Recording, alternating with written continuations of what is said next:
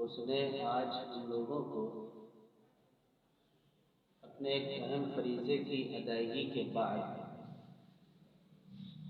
دین کی کچھ باتیں کہنے اور سننے کی توفیق بخشی ہے۔ رب العالمین سے دعا فرمائے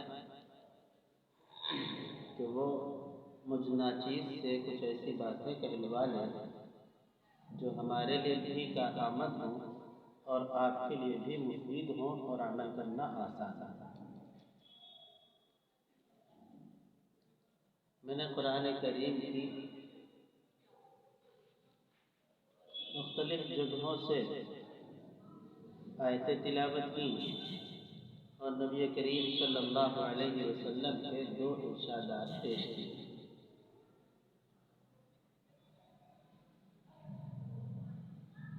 اللہ تبارک و تعالی نے اس امت کو اس کی ہدایت پر رہنے کے لیے، سیدھے راستے پر باقی رہنے کے لیے ایک چیز قرآن مقدس عطا کی ہے اور دوسری چیز نبی کریم صلی اللہ علیہ وسلم کا طریقہ عنایت فرمایا ہے۔ اور یہ بات ہماری اپنی زبانی نہیں ہے بلکہ حضرت نبی کریم صلی اللہ علیہ وسلم نے خود ارشاد فرما دیا کہ تم لوگ اس وقت تک گمراہ نہیں ہوگے، یعنی ہدایت پر باقی رہو گے، صراط مستقیم پر گامزن رہو گے، لگے رہو گے، جب تک کہ تم 2 چیزوں کو پکڑے رہو۔ وہ 2 چیزیں کیا ہیں؟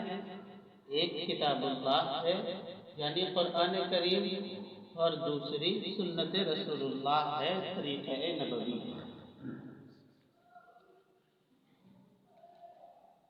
کتاب اللہ کا جہاں تک معاملہ ہے تو قرآن کریم کے کچھ حقوق ہیں۔ ایک تو حق یہ ہے کہ قرآن کریم پر یقین رکھنا، ایمان رکھنا۔ یہ آسمانی کتاب ہے، آخری کتاب ہے، اللہ کا کلام۔ دوسرے، اس کی تلاوت کرنا، اس کو پڑھنا، سال میں 2 مرتبہ قرآن کریم کا مکمل کرنا اس کا حق ہے۔ قرآن کریم پر عمل کرنا یہ قرآن کا حق ہے۔ قرآن کریم کی تبلیغ کرنا، جو سیکھا ہے قرآن کو وہ دوسروں کو سکھانا، اور دوسروں کو سکھانا صرف یہی نہیں ہے کہ ہم چند طلباء کو لے کر کے بیٹھ جائیں اور اس کے بعد پھر ان کی حاضری ہو، پھر پڑھایا جائے، سبق دیا جائے، یہ بھی ہے، لیکن قرآن کریم کا پڑھانا یا سکھانا یہ بھی ہے کہ ہمیں ایک سورت یاد تھی، ہمارے بھائی کو ایک سورت یاد نہیں تھی، ہم نے اس سورت کو اس کو یاد کرا دیا، یہ قرآن کریم کا سکھانا ہے۔ ہمیں ایک سورت کے بارے میں معلوم تھا، الحمدللہ رب العالمین کا ترجمہ یہ ہے کہ تمام تعریف اس اللہ کی ہے جو تمام جہانوں کا پروردگار ہے۔ یہ بات ہم نے اس کو بتا دی، اپنے بھائی کو جو نہیں جانتا تھا، یہ قرآن کریم کی تبلیغ، یہ قرآن کا سکھانا اور اس کی تبلیغ کرنا، تو یہ قرآن کا حق ہے ہر مسلمان کا۔ اور جہاں تک معاملہ قرآن کریم کی تلاوت کا ہے، قرآن کریم کی جو بھی بندہ تلاوت کرتا ہے اس کا فائدہ یہ ملتا ہے کہ اس کے دل کا زنگ دور ہو جاتا ہے۔ دلوں پر بھی زنگ لگ جایا کرتا ہے، پرت پڑ جایا کرتی ہے، گرد و غبار آ جایا کرتی ہے۔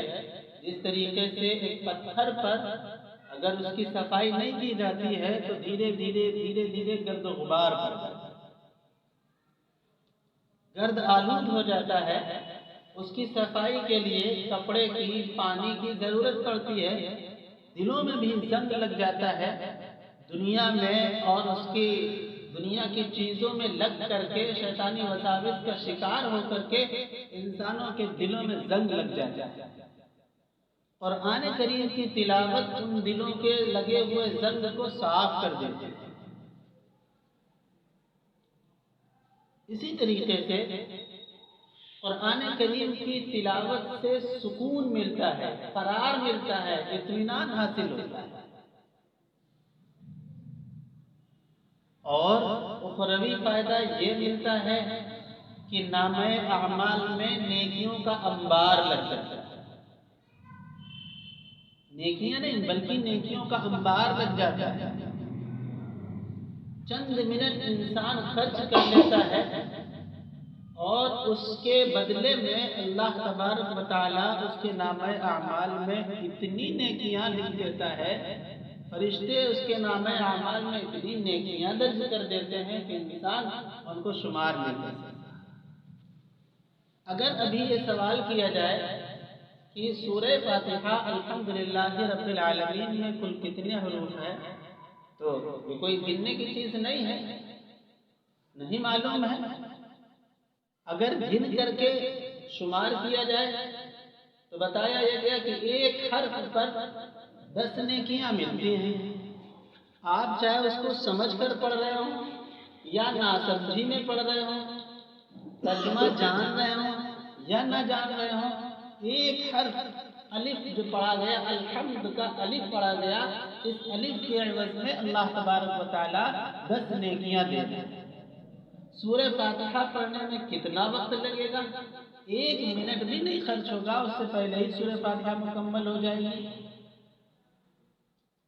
اتنی نیکیاں نامہ اعمال میں درج ہو رہی ہیں، ہم گن نہیں سکتے۔ تو قرآن کریم کی تلاوت کی برکت سے اللہ تبارک و تعالیٰ نیکیوں کا انبار بھرتا ہے۔ یہیں پر ایک چیز اور، قرآن کریم کی تلاوت جس وقت کی جائے تو حروف کے مخارج کی رعایت کرتے ہوئے تلاوت کی جائے، تاکہ جو فائدہ قرآن کی تلاوت سے ہمیں ملنا چاہیے وہ ہمیں مل سکے۔ جب ہم ان کی رعایت کے ساتھ تلاوت کریں گے تو صحیح معنوں میں جو اس کا مقصد اور جو مفہوم ہے وہ ادا ہوگا۔ اگر بالاتفاق حروف کی صحیح ادائیگی نہیں ہوگی تو معنی میں تبدیلی ہو جائے گی، اور اس کا نقصان، اگر ہم نے نماز میں کوئی ایسی غلطی کر ڈالی تو پھر اس سے نماز پر بھی اثر پڑ جائے گا۔ تو یہ چیز ضروری ہے کہ مخارج کی رعایت کی جائے۔ جہاں پر جیم ہے تو جیم پڑھا جائے، جہاں پر زا ہے تو زا پڑھا جائے، جہاں پر زال ہے تو زال پڑھا جائے، ضاد ہے تو ضاد پڑھا جائے، وا ہے تو وا پڑھا جائے، قاف ہے تو قاف پڑھا جائے۔ یہ مخارج کسی کو سنائے جائے، کسی کے سامنے اپنا جائزہ، اپنے آپ کا جائزہ لیا جائے، کسی کو استاد بنا کر کے، اور اس عمر میں اس بارے میں یہ نہ سوچا جائے کہ ہماری عمر کتنی ہو گئی ہے، ہم کیسے کسی کو سنائیں۔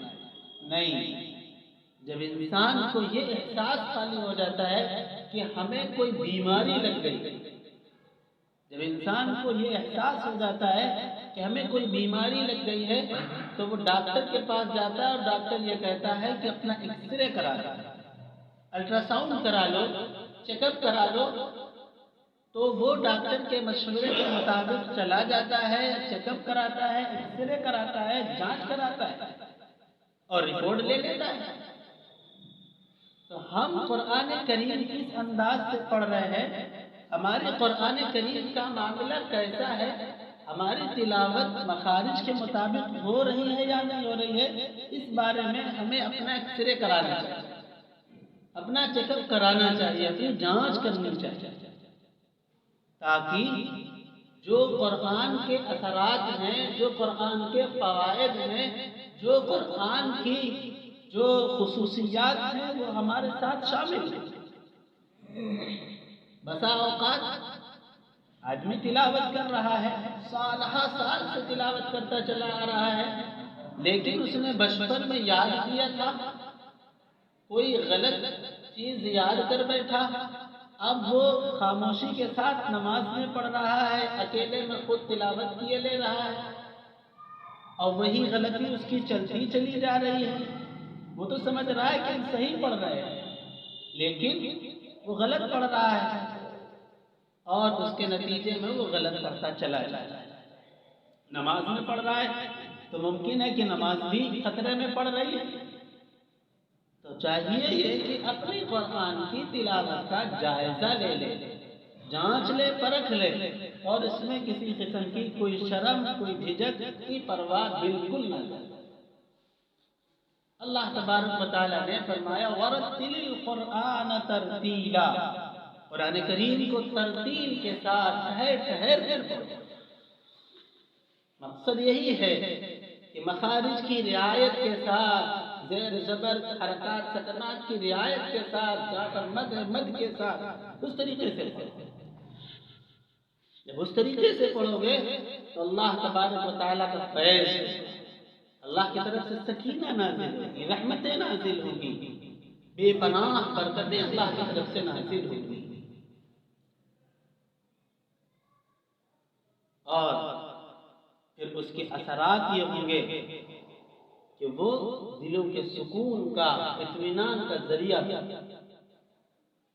اور اس کے اثرات پھر جس جگہ پر پڑھے جائیں گے، جس گھر میں پڑھی جائے گی، جس گھر میں تلاوت کی جائے گی، اس گھر تک منتقل ہوگی، اس گھر تک۔ آج اگر جائزہ لیا جاوے اور سروے کیا جاوے تو بہت کم وہ گھر ملتے ہیں کہ جن گھروں سے صبح قرآن کریم کی تلاوت کی آواز آتی ہے، بجائے اس کے کہ قرآن کریم کی تلاوت کی آواز سنائی دے، گھر بالکل سونے نظر آتے ہیں، کوئی آواز ہی نہیں ہوتی۔ آج صبح کب ہو رہی ہے ہر کسی کو معلوم ہے، فجر کی نماز کا وقت کیا ہے کم ہی لوگ معلوم کر پاتے، بتا پاتے۔ پورے شہر کا اندازہ لگایا جائے اور مسلم آبادی کا جائزہ لیا جائے، اور اس کے بعد مساجد کا جائزہ لیا جائے، نمازیوں کا جائزہ لیا جائے، تو فیصد کا شمار کرنا مشکل ہوگا اور اندازہ لگانا مشکل ہوگا کہ نمازی کتنے فیصد سے۔ آخر یہ کیوں ہے؟ اس بنیاد پر ہے کہ اللہ تبارک و تعالیٰ کے احکام سے، اللہ رب العالمین کی ذات سے، نبی کریم صلی اللہ علیہ وسلم کی ذات سے غفلت ہے، دوری ہے، اور اسی غفلت کا نتیجہ ہے کہ نہ نماز کے قریب، نہ قرآن کے قریب، نہ دین کے قریب، اور نہ شرعی احکام کے قریب۔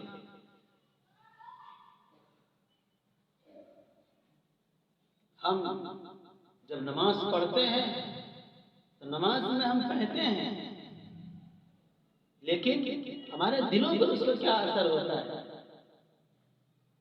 ہم کہہ ڈالتے ہیں، کہتے ہیں زبان سے، کیا کہتے ہیں؟ ایاک نعبد و ایاک نستعین۔